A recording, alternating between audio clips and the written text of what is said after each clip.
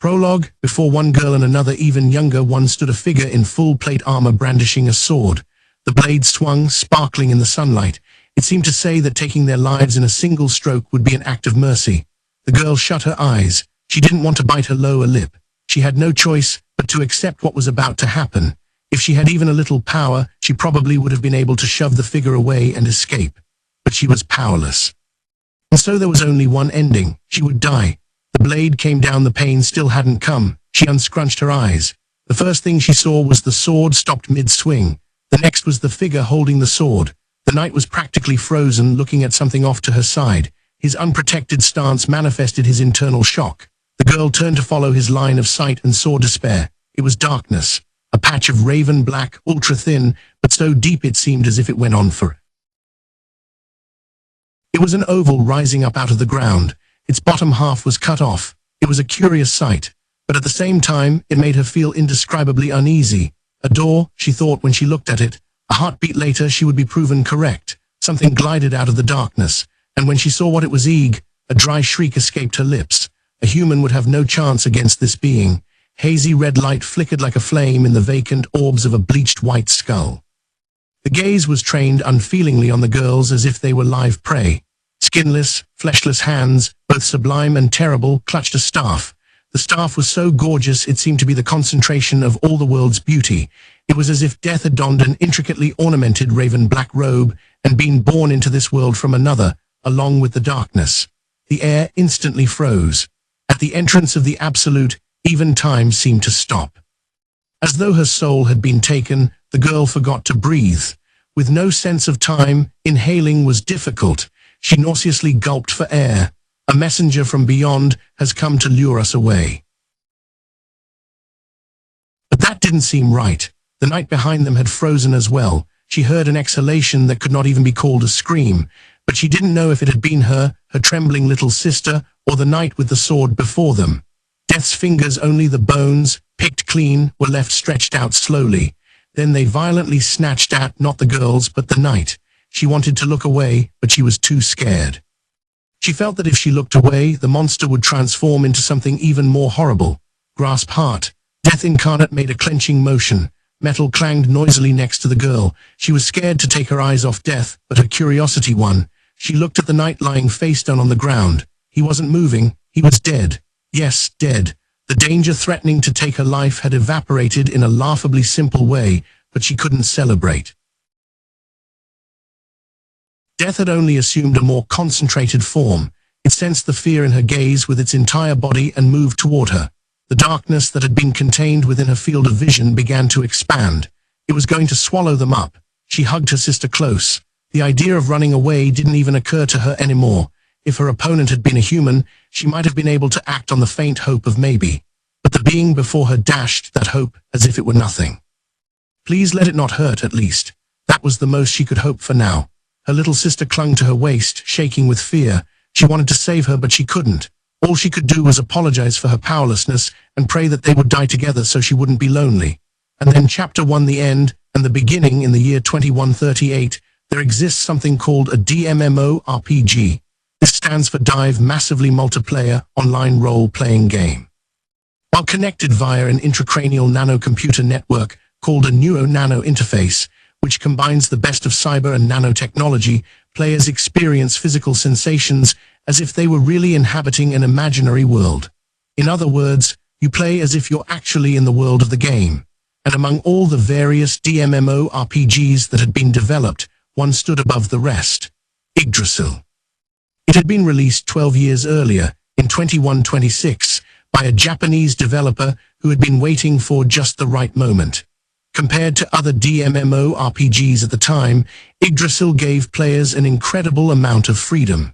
For example, consider the class system, a fundamental element of character customization. Counting the advanced classes and the base ones, there were well over 2,000. Each class had only 15 levels. Players could have 7 or more classes by the time they reached the overall level cap of 100. As long as they met the basic requirements, they could dabble as they pleased. A player could acquire 100 classes at level 1 if they wanted to, though it would be inefficient. In other words, the system ensured that no two characters would ever be the same, unless they were deliberately created that way. Then, by using the creator's toolkit sold separately, players could edit the appearance of their weapons and armor, as well as the advanced settings of their in-game residences. The environment awaiting players was enormous. There were 9 worlds: Asgard, Ulfheim, Vanaheim, Nidavellir, Midgard, Jotunheim, Niflheim, Helheim, and Muspelheim. A vast world, a staggering number of classes, and graphics that could be tweaked to one's heart's content. This level of customization poured nitroglycerin onto the Japanese creative spirit and led to the game's explosive popularity. It got to the point where in Japan the word DMMORPG was practically synonymous with Yggdrasil, but that was all in the past now. In the center of the room, a gigantic circular table shone with an obsidian gleam. Around it were 41 magnificent seats.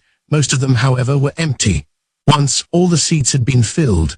Now only 2 figures remained.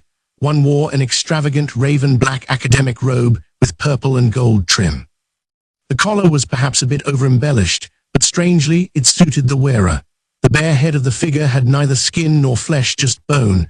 Reddish-black flames burned in his gaping eye sockets, and something like a black halo shone behind him. The other one wasn't human. It was more of an amorphous black blob, almost like coal tar.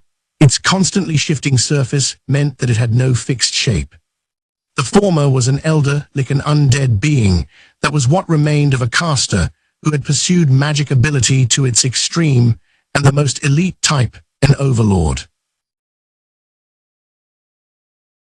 The latter was an elder black ooze.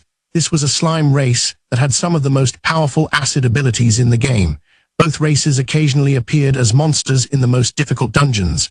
The various types of overlords used the highest level evil magic. The elder black ooze had the ability to corrode weapons and armor, so both were famously hated. But these two weren't monsters. They were players. The races players could choose from in Yggdrasil were split into 3 main categories. First, basic humanoid races like humans, dwarves, and elves. Second, subhuman races who weren't pretty but performed better than humanoids, such as goblins, orcs, and ogres. And third, grotesques. Grotesques had monster powers and got more ability points than other races, but were penalized in other ways. Including all the elite races, there was a total of 700 at the user's disposal. Naturally, overlords and elder black oozes were 2 of the elite grotesque races that players could become. The overlord spoke without moving his mouth. Even for what had once been the pinnacle of DMMORPGs, it had still been impossible to animate expressions to align with conversation. It's been a really long time, Hero. Even though it's the last day Yggdrasil servers are open, I didn't think you would actually come. For real long time no see, Momonga, another adult male voice answered, but compared to the first, it sounded pretty lifeless. It's been since you changed jobs in real life, so how long ago was that? 2 years. Yeah, about that. Geez, it's been that long. Damn, my sense of time is messed up from working so much overtime. Sounds rough. Are you doing okay? My health, it's pretty much in tatters, not doctor visit level, but pretty close. I really want to just run away from it all. But I gotta eat, so I'm working my ass off and getting whipped like a slave. Yikes, the overlord Momonga leaned back to exaggerate his wince. This conversation was kind of killing the mood. It's seriously awful.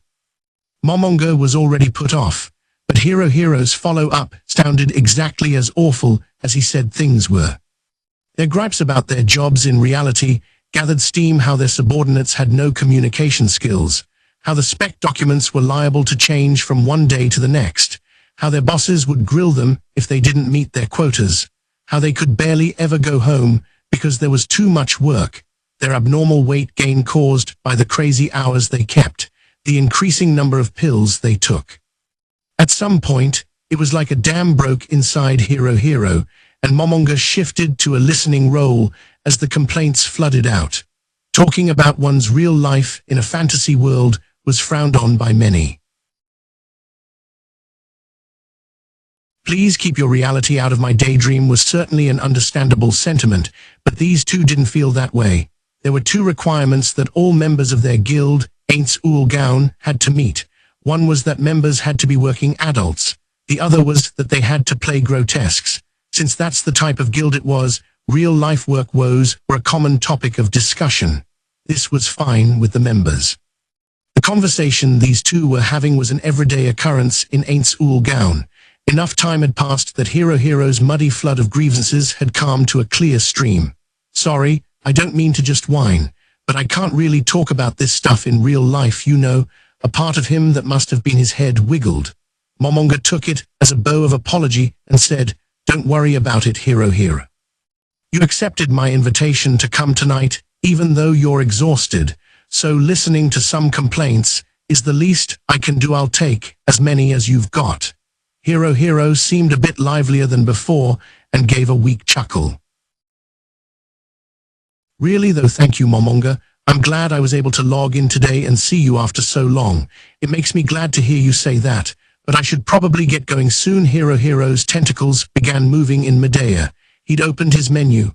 "Yeah, it's getting late. Sorry." Momonga paused for a breath so as not to betray his emotions. "Ah, that's too bad. Time really does fly when you're having fun. I really wanted to stay till the end, but I'm just too tired. Yeah, I can imagine. Log out and rest up." "I'm really sorry, Momonga, Guild Master. What are your plans?" "I think I'll hang around until the forced log out when the servers shut down. There's still some time left, so there's a chance someone else might show up." "I see. Honestly, I was surprised this place still even existed." Times like this, Momonga was truly grateful that his expressions were fixed. Otherwise, his grimace would have been immediately apparent. In any case, his emotions would have been evident in his voice, so he had to keep his mouth shut to suppress them. Hearing something like that from a guildmate, after having worked so hard to maintain their base, elicited feelings in Momonga that were mixed and hard to explain. But those feelings vanished when Hero spoke next. "As the guild master, you kept it going so we could come back anytime, didn't you? I really appreciate that. Well, we all built it together, you know. Making sure members can come back anytime is the guild master's job. I think having you as our guild master was what made this game so fun for us. I hope to see you again in Yggdrasil. I haven't heard any rumors about a sequel, but yeah, I hope so too. If it happens, let's definitely play together. Anyhow, I'm falling asleep here, so I'm gonna log off. I'm glad I got to see you at the end like this." "It's been great playing with you." Momonga choked up for just a moment. Then he managed his final goodbye. "I'm glad I got to see you too. Nice playing with you. Ding." A smiley emoticon appeared over Hero's head. In Yggdrasil, expressions didn't change, so players used emoticons when they wanted to convey emotions. Momonga opened his menu and picked the same emoticon. Hero got the last word in. "See you again somewhere." With that, the last of the three other guild members who had made the farewell gathering disappeared. Silence returned to the room, a silence so deep it was hard to imagine anyone had been there. No echoes, no vestiges of anyone's presence. Looking at the chair where Hero had been sitting until a moment before, Momonga murmured the words he'd suppressed. "I know you're tired, but it's the last day the servers are shutting down. Won't you stay until the end?" Of course, there was no reply. Hero was already back in the real world. Momonga heaved a sigh from the bottom of his heart. There was no way he could have said that. It had been evident from their short conversation and the tone of Hero's voice how extremely tired he'd been. The guy who was exhausted had read the email Momonga had sent and came out for the last day. That was more than enough to be thankful for. Any further requests would have overstepped the bounds of nostalgia and just made Momonga a nuisance. Momonga stared at Hero's empty chair and then shifted his gaze. There were 39 other chairs. These were the places where his guildmates used to sit. He looked around at all of them before coming back to Hero's seat. "See you again somewhere." He thought "see you again sometime, see you later." He'd heard those words many times, but they almost never came true. Nobody ever returned to Yggdrasil. Where and when exactly are we going to meet, huh? Momonga's shoulders shuddered violently, and the true feelings that had been building up all this time suddenly gushed out. "Don't fuck with me," he roared, pounding the table with both fists. The game system registered his motion as an attack and began computing countless parameters, such as his unarmed attack strength and the table's defense stats. The result appeared above the place where his hands had struck zero. "This is the great tomb of Nazarick. We built it together. How can you all abandon it so easily?" After the intense anger came loneliness. "No, I know that's not right. I know it wasn't easy at all. They were just forced to choose between reality and a daydream. It's not something they could help. No one betrayed us at all. It was a hard decision for everybody, Momonga muttered to himself as he stood up. In the direction he faced, a staff hung on the wall. It was based on the god Hermes' staff, the caduceus, and consisted of 7 intertwined snakes. Each writhing snake held a different colored jewel in its mouth. The grip was made of a transparent, crystalline material that gave off a pale glow. Anyone who saw it would know it was a top-tier item. It was a guild weapon. Each guild could have only one of these weapons. This staff was the symbol of Aints Ul Gaun. It was meant to be wielded by the guild master, so why was it on display here? Precisely because it was the symbol of the guild. If the guild weapon were destroyed, it would mean the collapse of the guild. So in most cases, a guild weapon was stored in a safe place, its mighty powers untested. Even the weapon of a top guild like Aints Ul Gaun was no exception. That was why, even though the staff was made for Momonga, he had never once held it. He reached his hand out and then stopped himself. Did he really want to taint the glorious memory of all they had built together now, at this moment before the servers shut down? He recalled the days when the guild members had gone questing together to craft the guild weapon. They had split into teams and competed to see who could collect the most resources. They argued about what the design should be. They summarized the opinions each member brought to the table, and they built it up piece by piece. Those were the glory days of Aints Ul Gaun. There were people who were tired from work, but forced themselves to show up anyway. There were people who slacked on their family obligations. They got into huge fights with their wives. There were people who laughed and said they took a sick day. Sometimes they wasted the whole day just chatting. They got so excited about the silliest things. They planned quests and hunted for treasure like there was no tomorrow. Once they mounted a sneak attack on a castle. It was an enemy guild's base, and they stormed right in. Once they were nearly annihilated by one of the strongest secret monsters in the game. This monster was known as a world enemy. They discovered some previously undiscovered resources. They positioned all kinds of monsters in their base to take care of any intruders, but now there was no one left. Out of 41 players, 37 had quit. The other 3 had remained members in name, but Momonga couldn't remember the last time they had come before today. Momonga opened the menu to access official data. He looked at the guild ranking. Now there were slightly fewer than 800 guilds.